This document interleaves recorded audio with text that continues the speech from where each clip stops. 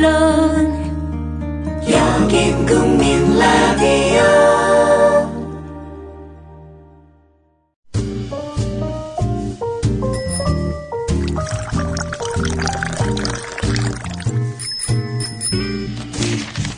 아침 신문 귀로 읽기 김용민 PD의 조간 브리핑.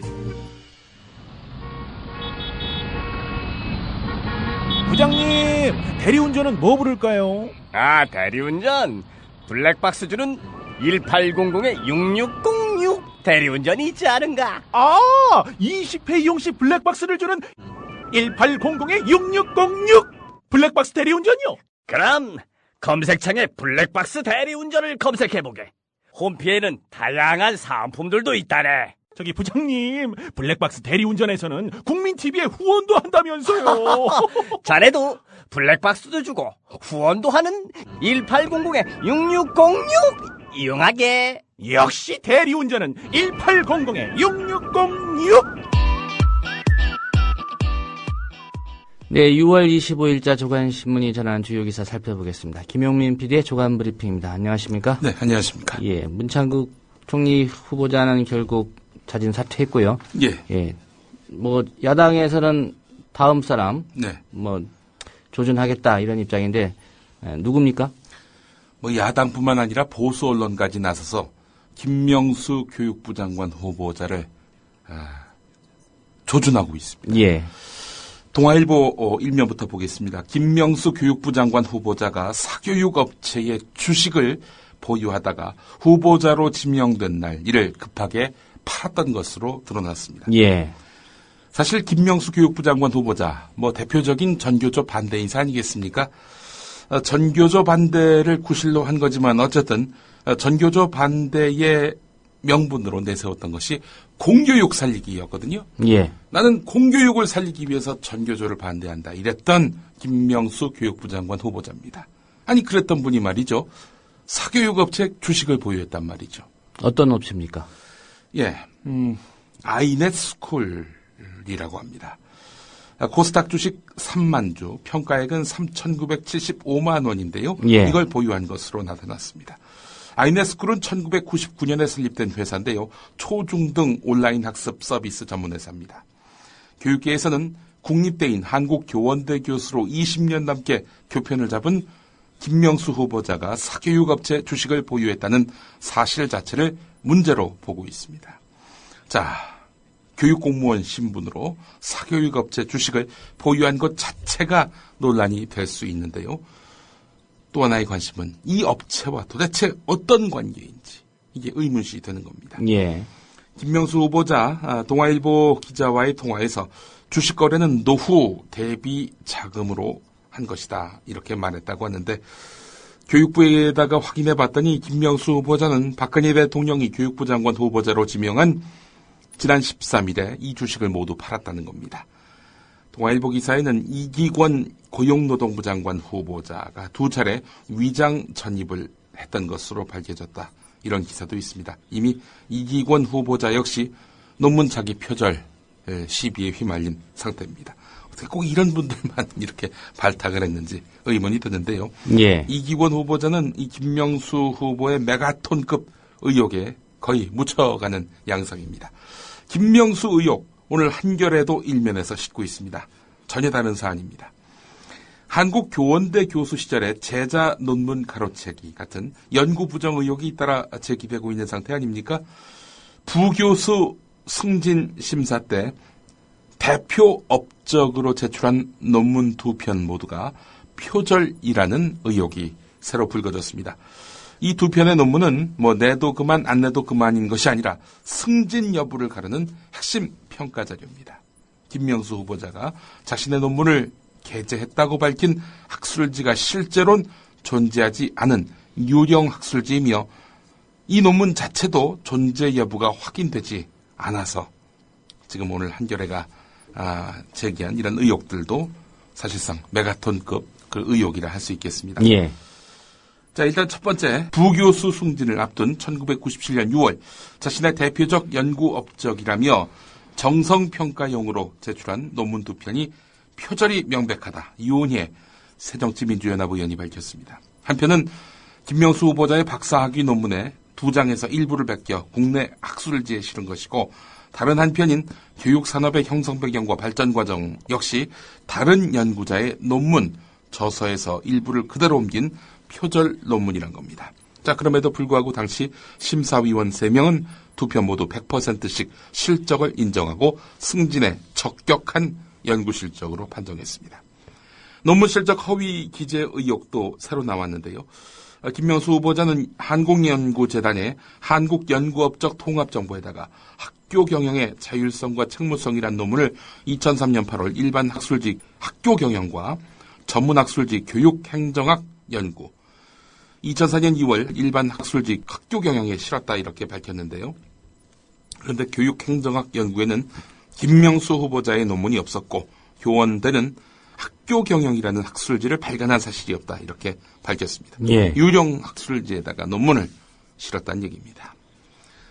허위 경력 의혹도 불거졌는데요. 김명수 후보자는 2010년 대통령 직속 국가교육과학기술 자문위원회 위촉될 때 이력서에 서울대 사범대 부설 교육연구소 특별연구원이라는 경력을 적었는데, 하지만 배재정 새정치연합 의원은요, 서울대에서 받은 그의 서울대 경력 증명서에는 조교로 재직한 이력밖에 없었다는 겁니다. 조교가 특별연구원일 확률은 대단히 낮습니다. 예. 자, 이번에 또 경향신문을 보겠습니다. 예. 김명수 후보자가 자신이 몸담은 연구원과 학회에서 정했던 연구윤리 규정을 무더기로 어긴 것으로 나타났습니다. 경향신문이 김명수 후보자가 원장으로 있던 한국교원대 부설 교육연구원, 회장으로 있던 한국교육행정학회, 또 부회장으로 있던 한국교육학회 등 세 곳의 연구윤리 규정을 분석해봤더니 김명수 후보자는 논문 표절, 연구업적 부풀리기 등 지금까지 제기된 의혹만으로도 중징계를 면하기 어려운 것으로 밝혀졌다는 겁니다. 이렇게 되면은 논문 취소, 투고 금지와 같은 중징계 조치가 가능하다는 겁니다. 예. 근데 특히 그 교육행정학회 윤리 규정 같은 경우는요, 본인이 만들었다고 합니다. 이 본인이 만들어 놓고 본인이 어겼다는 얘기죠. 자, 이런 점들이 논란의 도마 위에 오르게 됐습니다. 그래서 한겨레는 오늘 사설에서 역사상 가장 반교육적인 교육장관 후보라는 제목으로 김명수 후보자를 질타했습니다. 학자 자격조차 의심스러운 인물이 교육 분야 최고 수장으로 등극해서 교육개혁과 공교육 정상화를 외친다면 교육계에서 어떻게 받아들일지 명약관화하다, 불을 보듯 뻔하다. 특히 정부가 제출한 정부조직법 개정안은 교육부 장관이 사회부총리직을 겸하도록 하고 있다. 교육부 장관 자격 요건도 갖추지 못한 인물이 사회부총리까지 맡아서 교육, 사회, 문화 분야를 총괄한다면 웃음거리가 되고 말 것이다. 네, 이미 총리부터 웃음거리가 돼버렸으니 이 부총리까지도 웃음거리가 된다면 나라꼴이 좀 이런 말 할 수가 없겠죠. 여기까지가 이제 김명수 장관 후보자에 대한 의혹입니다. 예. 오늘 이 보도만으로도 이미 교육부 장관으로서는 더 이상 직무를 수행할 수 없는 권위가 바닥을 떠나서 아예 지하로 뚫고 들어간 그런 양상이 아니겠는가 이렇게도 보고 싶습니다. 계속 주식 투자하시고 예. 그러면 될 것 같은데. 글쎄 말입니다. 예. 이렇게 괜히 또 공직 나오셔가지고. 그래야 자기 압수표 선물도 또 부인한테 할 수도 있고. 전생에 고려시대 때 부인에게 줬던 자기 압수표. 예. 이것도 또 나누시고 말이죠. 예. 하여간 인생 끝판에 공직 욕심내다가 개망신을 당하는 이런 일을 자초하셔서는 예. 곤란하죠. 인생 중간에 시도했던 분도 있죠. 예. 예. 총선에 나갔다고. 총선에 나갔다가 아주 예. 그냥 끝물을 바닥까지 치달았던 모 인사가 있죠. 예. 자, 한겨레 이면을 보겠습니다. 정종섭 안전행정부 장관 후보자. 지금 서울대 법학전문대학원 교수인데 이 양반이 대기업 사회이사직을 겸하면서 이사회 참석은 소홀했다. 이런 내용을 전에 소개해드린 바 있습니다. 예. 그런데 구체적으로 당시 그 사회이사직을 하면서 얼마를 받았는지 이 부분은 추정치만 나왔단 말이죠. 자, 그런데 유대훈 새정치연합 의원이 입수한 자료를 오늘 한겨레가 소개하고 있습니다. 현대 엘리베이터 사회이사로 2011년 3월부터 2004년 6월까지 3년 넘게 지냈던 것, 이건 뭐 이미 전에 소개를 해드렸는데 말이죠. 예. 교통비와 회의수당 등의 명목으로 무려 1억 5천여만 원을 받아갔다고 합니다. 특히 올해는 이사회에 단 2번 나갔는데 2,190만 원을 수령했습니다. 야, 이 한 번 거마비가 1,000만 원이 넘는군요, 이 양반. 예. 사회이사. 사회이사인데. 예. 어디 사회이사 제안받은 곳 없습니까? 제가요? 예. 아이, 뭐, 저 같은 사람한테 누가 사회이사를 제안하겠습니까? 예. 이 정도 보수라면 정말 서울대 교수니까 또 연봉도 만만치 않을 것 같고요. 그렇습니다. 예. 아주 불성실하게 겸직했던 사회이사인데 말이죠. 이사회 2번 나가고 2,190만 원을 수령했다. 게다가 국립대 교수, 뭐 법이 나가됐습니다마는 예. 국립대 교수가 이런 품위와 또 자존심도 없는 이런 행태, 이런 분이 공직까지 맡는다. 나라 살림을 책임지는 안전행정부를 책임진다. 이 안전행정부가 과거에는 내무부였거든요. 예. 참 납득하기 힘듭니다. 더 납득하기 힘든 분이 있습니다. 바로 정성근 문화체육관광부 장관 후보자입니다. 저에게 월북을 권했던 분 아니겠습니까? 예. 과거 음주운전 단속을 거부하는 그런 영상이 공개돼서 논란을 일으켰던 정성근 후보자 아니겠습니까? 뭐 다시 한번 좀 복기해 보자면은 예. 1996년 10월 20일에 MBC 뉴스데스크 카메라 출동에 보도가 됐는데 당시 SBS 기자였던 정성근 후보자가 음주 단속을 하려는 경찰에게 아니 가족끼리 왜 이래? 나 기자인데 먹은 놈을 잡아야지. 뭐 이렇게 말한 것으로 나왔습니다. 우리 조상훈 국장께서도 음주 단속 많이 하셨잖아요. 예, 저는 음주 단속을 하는 경찰도 해봤고 네. 기자도 해봤는데 의경 예, 하셨죠. 이 경찰이 이제 기자를 피하는 건 무서워서가 아니라 예. 더러워서 피합니다. 예. 아니 경찰하고 기자하고 어떻게 가족입니까? 글쎄 말입니다. 예. 자, 이와 관련해서 정성근 후보자는 1996년 당시 경찰 음주 측정에서 아무 문제가 없었다 이렇게 말했다고 하는데요.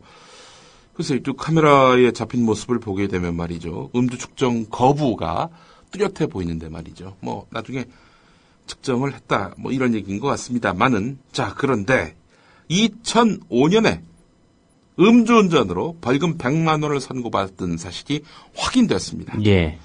국회에 제출한 인사청문 요청안을 보면은 정성근 후보자는 2005년 3월 14일 음주운전을 하다가 경기도 일산경찰서에 입건돼서 의정부 지방법원 고양지원에서 벌금 100만 원을 선고받았습니다.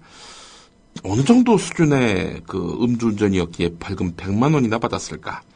유기용 새정치연합 의원실에 따르면 정성근 후보자의 혈중 알코올 농도는 0.092%였습니다. 100일간의 면허 정지 처분을 받았는데요. 예. 면허 취소 기준이 0.1% 이상이기 때문에 여기는 넘지 않았지만 어쨌든 뭐 상당한 음주량이었다. 이렇게 볼 수 있는 거 아니겠습니까? 적발 당시 정성근 후보자는 SBS 논설위원으로 재직 중이었습니다. 2000년부터 2002년까지 SBS 8시 뉴스 주말 앵커를 맡아서 얼굴이 알려져 있었고요. 2006년 월드컵 때 예. 메인 앵커도 했었을 겁니다. 제가 기억하기로는 이런 분이 음주운전으로 과거 한번 그 망신을 당해놓고 또 2005년에도 음주운전으로 벌금 100만 원까지 받았고 그 민경욱 청와대 대변인이요. 이 정성근 후보자 발탁 배경을 놓고 현장에서 소통이 잘 되는 분이다. 뭐 이런 얘기를 했었습니다. 음주 단속 현장에서요? 음주 현장 단속에서는 소통이 잘 안 되시는 것 같은데 소통이 잘 된다. 이런 이제 발탁 이유다. 이렇게 밝히기도 했습니다. 자, 지난 97년이죠. 97년 그리고 2002년 대선 당시에 선거 개입 사건으로 형사처벌도 받았던 이병기 국가정보원장 후보자. 예. 이 양반이 그 사돈회사에 고문으로 재직하면서 5년 동안 2억여 원을 받은 것으로 드러났습니다. LIG 손해보험 법인 영업지원팀 고문 직함이었는데요. 자, 이것이 문제가 될 여지가 크다. 이렇게 새정치민주연합은 단단히 벼르고 있습니다. 2008년 7월부터 2013년 3월까지 LIG 손해보험의 법인 영업지원팀 고문으로 재직을 했는데 이병기 후보자에 따른 구자원 LIG 그룹 회장의 조카인 구본욱 LIG 손해보험 전략지원 담당 상무의 아내입니다. 예. 사돈회사에서 고문으로 재직하면서 급여를 받은 건데 2억 5,779만 원이 정확한 액수군요. 당시 이병기 후보자는 새누리당 여의도연구소 고문이었습니다. 그렇다면은 여당에서 잘 봐달라 뭐 이런 사돈의 뜻이 있었던 것인지는 알 수 없습니다만은 좀 부적절해 보입니다. 예. 문창극 파동이 남긴 것 오늘 그 조선일보 사설을 보게 되면 말이죠. 예. 지금 문창극 외에 나머지 후보자들의 문제가 있다라는 지적들을 제기하고 있습니다. 김명수 후보자는 여러 편의 논문을 표절했다는 의혹이 나왔다. 다른 장관 후보자와 청와대 수석에 대해서도 논문 표절 의혹이 제기되고 있다. 어느 장관 후보자는 음주 측정을 거부하고 경찰과 승강이를 벌인 적이 있는 것으로 확인됐고 다른 청와대 수석은 술자리에서 옆 사람을 맥주병으로 때린 적이 있다는 사실이 밝혀지기도 했다. 이런 내각과 청와대 비서실로 대통령이 국민에게 약속했던 개혁을 할 수 있겠는가. 이것만 보면은 이번 인사가 대단히 잘못됐구나. 어찌 보면 야당 입장에서 조선일보가 말하고 있는 것 아닌가라는 그런 착각이 드는데 말이죠. 예. 그러나 문창극 쉴드가 사실은 이 사설의 핵심입니다. 이와는 별개로 이번에 문창극 후보자의 과거 교회 강연 내용을 둘러싸고 벌어진 일들도 그냥 넘길 수 없다. 너무나 심각한 우리 사회의 병증이 다시 한번 드러났기 때문이다. KBS의 보도를 계기로 문창극 후보자는 친일 반민족으로 몰렸다. 하지만 지금 대한민국에서 누가 득을 보겠다고 친일 반민족 편에 서겠는가. 문창극 후보가 강연에서 부정적이고 수치스러운 역사를 언급한 것은 그것을 딛고 긍정적이고 자랑스러운 역사로 이어졌다는 것을 설명하기 위한 것이었다. 언론사에는 줄이고 압축해 보도할 수 있는 편집권이 있다. 하지만 그것이 말하는 사람의 의도를 비틀고 왜곡하는 것까지 허용하는 것은 아니다. 이렇게 말하고 있습니다. 예. KBS가 한마디로 말해서 악마의 편집을 했다. 이게 바로 조선일보의 주장인 겁니다. 악마의 편집의 원조는 또 악마의 편집에 그간 전형을 보여준 언론사는 과연 어디였을까라고 따져봤을 때 오늘 조선일보의 이 사설은 읽는 제가 다 민망하고 면구스럽기 이를 데 없습니다. 예. 저는 왜 사퇴를 했는지 아직도 이해가 안 갑니다. 네. 예. 끝까지 그렇죠. 버텨서 한번 해보지. 그럼요.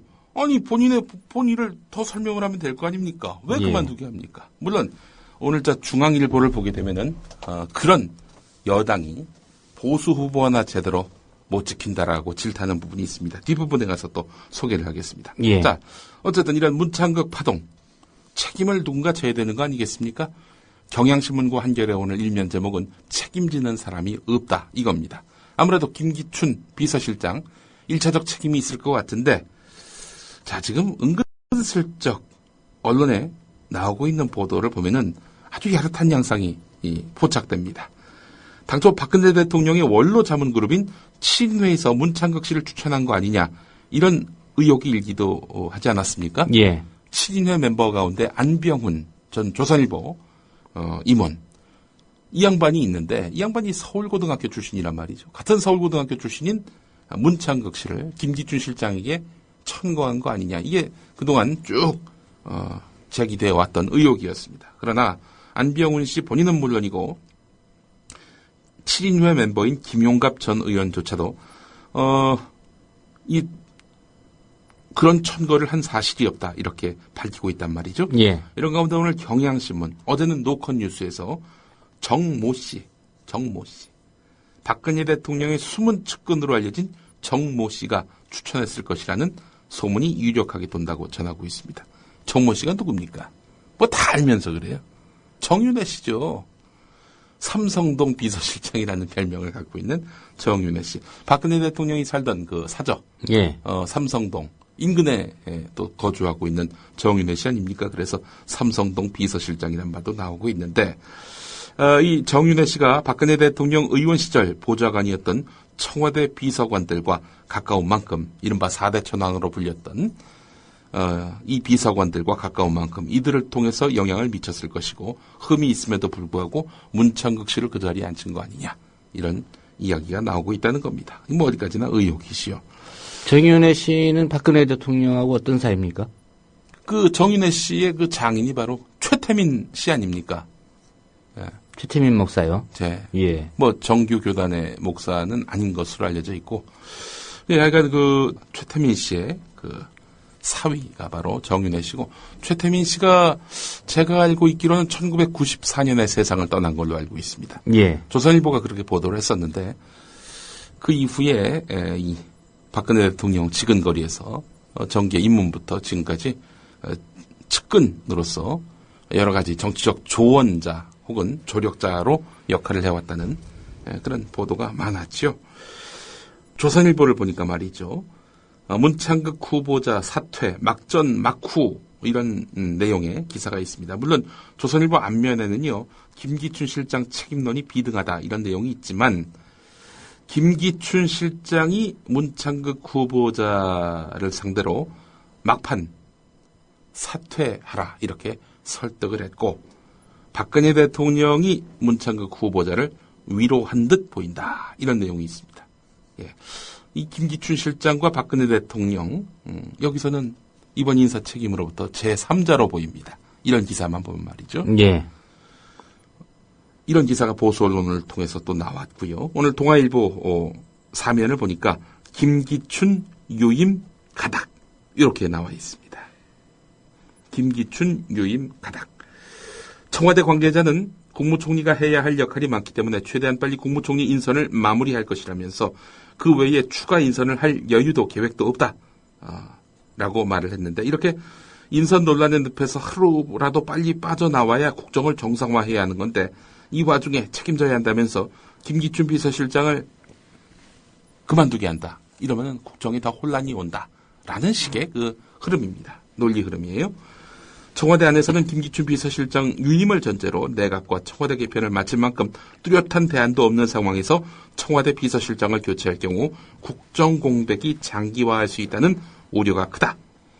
정치권에서 제기되는 비서실장 책임론에 대해서 억울하다는 분위기도 엿보인다. 자, 그러니까 경향신문, 조선일보, 동아일보 기사를 얼추 이렇게 퍼즐을 맞춰보면은 아니 그 문창극 인사는 딴 사람이 했는데 왜 김기춘 보고 책임지라는 얘기냐.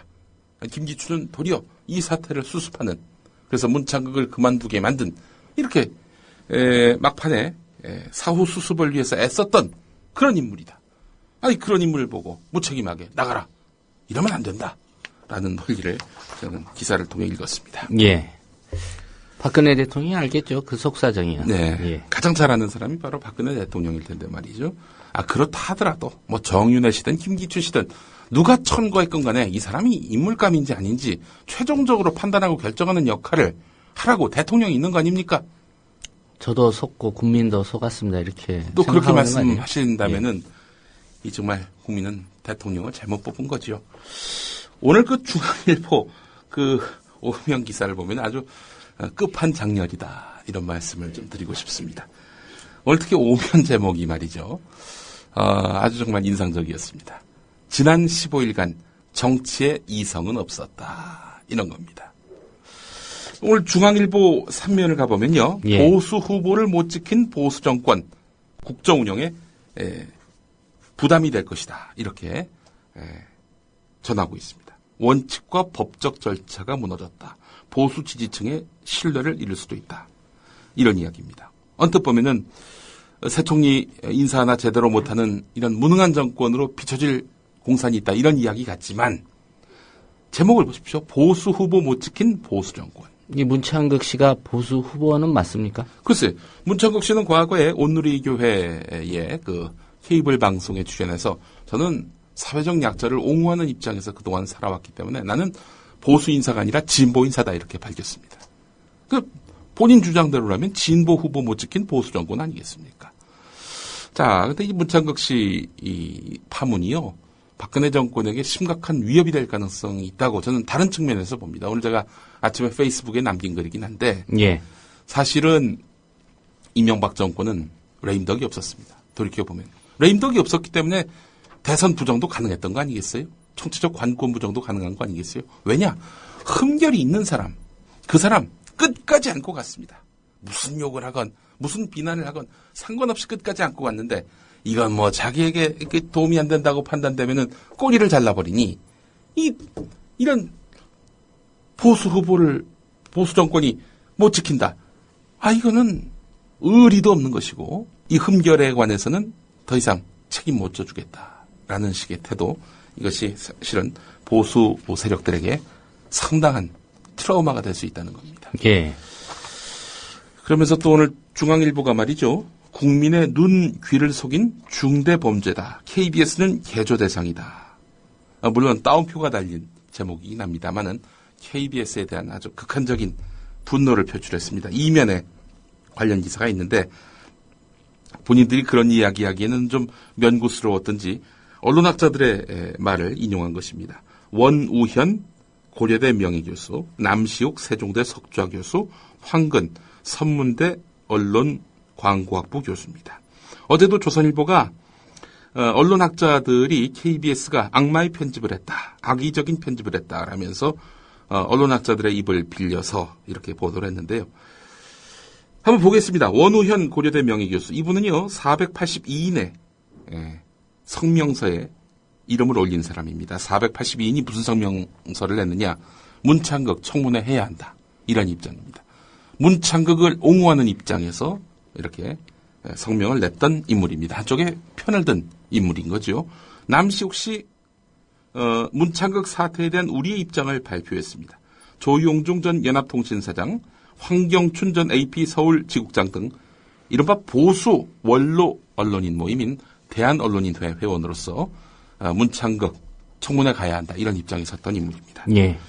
중앙일보가 인용했던 3명의 언론학자의 입장, 그 가운데 2명은 이렇게 설명을 드렸고 나머지 1명이 누구냐? 황근 선문대 언론 광고학부 교수입니다. 이 사람 대표적인 새누리당 사람입니다. 종편과 관련해서 미디어 발전 국민위원회가 이렇게 국회에서 활동을 했었죠. 당시 한나라당, 현재 새누리당 추천위원으로서 그동안 종편과 새누리당의 입장을 대변해온 인물입니다. 아니, 한쪽 편에 선 사람들 목소리만 이렇게 전하면서 이게 뭐 언론 학계의 뭐 전체 의견인 양 이렇게 포장하는 거, 이거야말로 악의적 편집 아닙니까? 악마의 편집 아닌가요?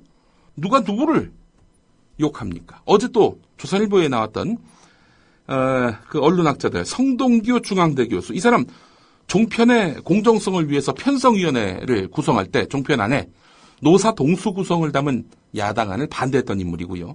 손영준 국민대 교수, 이 사람 종편에게 결과적으로 이득이 될 KBS 수신료 욕먹더라도 인상 추진해야 한다, 이런 입장을 밝혔던 인물이고요. 황근 교수 앞서 말씀드렸고요. 이완수 동서대 교수 같은 경우 공영방송은 공정성이 매우 중요하지만 종편은 사형방송이기 때문에 공정성 너무 그렇게 따지지 않아야 된다, 이런 입장을 밝혔던 사람입니다. 어제 조선일보가 인용했던 4명의 언론학자 전부 다 종편의 이익을 대변했던 사람들입니다. 아니, 이런 사람들 입장만 전하면서 무슨 악마의 편집, 악의적 편집을 얘기한단 말입니까? 예. KBS가 개조 대상이라고 말한 분은 새누리당 홍문종 의원이군요. 예. 예. 미방위 위원장으로 선출된 분이죠. 예. 예. 자, 그래서 오늘 중앙일보 오면 제목, 지난 15일간 정치의 이성은 없었다. 저는 이것을 이렇게 바꿔야 한다고 봅니다. 지난 15일간 중앙일보의 이성은 없었다. 아니, 조중동의 이성은 없었다, 이렇게 말이죠. 그렇지 않아도 오늘 한겨레 사면을 보면요, 조선중앙동아가 무리한 KBS 때리기를 시도했다. 이건 결국 KBS 후임 사장, 보수 입맛에 맞는, 박근혜 정권 입맛에 맞는 인사로 앉히기 위한 어떤 길닦기 아니냐, 이런 식의 분석을 내놓았습니다. 오늘 한국일보 아침을 열며 칼럼에는요, 문창극의 교훈이란 제목의 장진영 변호사의 칼럼이 실렸습니다. 문창극 후보 논란 역시 NLL 포기 논쟁과 같은 선상에 있다, 이런 논지를 펴니다. 아니, 문창극 총리 후보 논란 그리고 NLL 포기 논쟁, 이게 어떻게 비교 대조할 대상일까? 한번 읽어볼까요? 문창극 후보와 새누리당 일부 의원이 문창극 후보 발언의 전체 취지를 보고 판단해야지 일부 발언만 보면 안 된다라면서 제기한 항변은 지극히 상식적이고 타당하다. 문창극 후보 강의의 전체 맥락을 무시하고 일부 발언만으로 문제를 삼았다면 크게 잘못된 일이다. 물론 이런 문제인식에 장진영 변호사가 동의한다는 건 아니지만 하여간 부분만 보고 전체를 보지 않는 이런 태도는 잘못됐다라는 지적. 이건 뭐 너무나 상식적인 거죠. 예. 자, 그런데 여당과 문창극 후보 측의 상식적이고도 당연한 항변이 공허하게 들리는 이유는 왜일까? 새누리당과 문창극 후보를 엄호하는 언론이 얼마 전 NLL 포기 논란에서 보여줬던 비상식적인 태도, 그리고 진실이 밝혀진 이후에도 사과하지 않고 있는 무책임한 태도 때문이다. NLL 포기 발언을 노무현 대통령이 한 바 없습니다. 그렇지만 사실상 한 것이다. 이러면서 몇 달 동안 그렇게 노무현 종북몰이를 했던 조중동 아닙니까? 이제 와서는 어떻게 부분만 보고 판단을 하느냐. 전체 맥락을 봐야지. 조중동이 이러는 태도가 우스워 보인다는 겁니다. 오늘 한국일보 장진영 변호사의 칼럼이 있었고요. 간단하게 제목만 소개해드리겠습니다. 동부전선 육군 최전방 일반 소초에서 동료를 향해서 총기를 난사한 임모병장. 인터넷 안에서 외톨이였다는 국민일보 보도입니다. 부대원들은 SNS에서 소통이 활발한데 임병장은 페이스북 계정도 없다는 거지요. 말 그대로 인터넷 안에서도 왕따를 당했다는 그 징조가 보였다는 겁니다. 예. 원희룡 제주지사 당선자가 강정마을 제주 해군기지 사태 해결을 위해서 주민들이 직접 진상조사에 나설 것을 제안했습니다. 예. 제주 강정마을 사태가 새 국면을 맞게 됐는데요. 결과에 따라서 사과와 보상도 검토할 수 있다. 원희룡 지사가 이렇게 밝혔다고 합니다. 참으로 고무적인 그런 입장 변화가 아니겠는가 이렇게 판단을 해보게 됩니다. 조심스럽게 경향신문 12면에 관련 기사가 있습니다. 오늘 여기까지 하겠습니다. 네, 김용민 PD의 조간 브리핑이었습니다.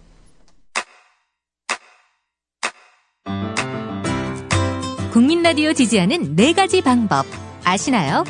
다운로드하기, 별점 주기, 댓글 달기, 구독하기. 국민 라디오를 보다 많은 이들에게 전할 수 있는 가장 손쉬운 방법. 다운로드하기, 별점 주기, 댓글 달기, 구독하기. 잊지 마세요. 다운로드하기, 별점 주기, 댓글 달기, 구독하기.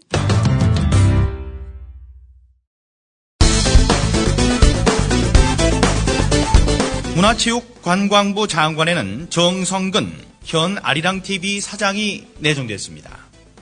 SBS 논설위원과 앵커 그리고 KBS 기자 등을 역임한 언론인 출신으로 현장 소통 능력이